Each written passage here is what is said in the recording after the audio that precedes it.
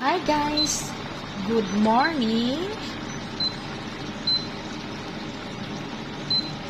Good morning guys. It's 11:15 a.m. here in Vienna, Austria. And in the Philippines, it's 5:15 na ng hapon. So ngayon guys, nagluto ako ng Bicol Express gulay, kalabasa and sitaw. So, ito guys, luto na to guys. Ayan, guys. Guys, ang sarap-sarap niya, promise. Ang sarap-sarap ng sabaw guys. Sabaw pa lang guys, ulam na. As in, super sarap niya guys. Promise. Tapos, yan. At, meron pang, meron pang natira. Ayan, oh.